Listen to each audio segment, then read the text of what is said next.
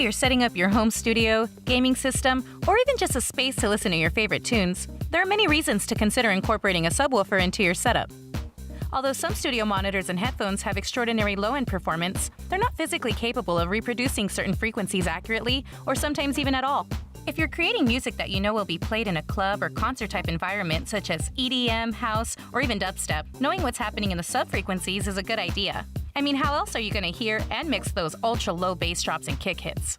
In this video, I'm going to show you how to set up our CR8 subwoofer with Bluetooth, which is a perfect addition to any monitoring setup.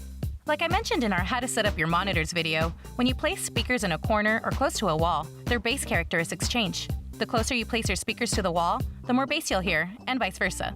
And just like a live sound system, you'll want your subwoofer on the same physical plane as your monitors so that the low frequencies are in sync with your high frequencies. To start, you'll want to make sure the input and sub-output level are turned all the way down before turning on your sub. Then, connect your power cord to the IEC socket on the back and turn on the power switch.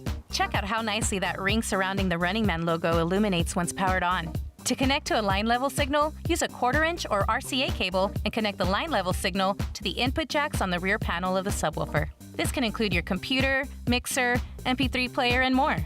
Some studio monitors, like Mackie CR8S line, allow you to connect your system via Bluetooth. Just press and release the illuminated Running Man logo to enable pairing mode.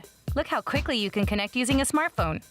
Now connect the line level signal from the output jacks on your subwoofer to the input jacks on your studio monitors. While leaving your master control down, play some music from your source and slowly turn up the input and sub-output levels on the back of your sub to 12 o'clock. While we're on the back panel, let's start by setting our crossover at 80 Hz. If you want less ultra-low frequency, you might find yourself setting the crossover lower. If you want more overall bass, you may want to increase the setting. Now, adjust the master volume to a comfortable listening level from your signal source.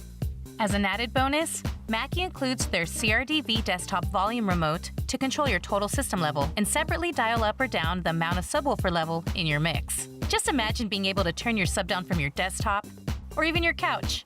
No more crawling around to adjust the subwoofer volume from the rear of the unit like with other systems. On most subwoofers, you'll see a polarity switch. This switch comes into play when paired with studio monitors.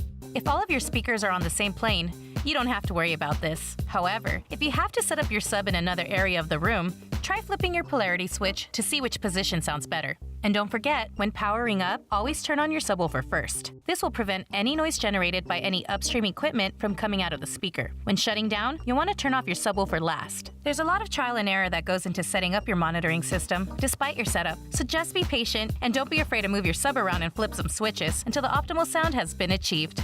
Thanks for watching. Make sure to check out all our latest gear at Mackie.com. Feel free to post pics and videos of your setup with the hashtag #MadeOnMackie.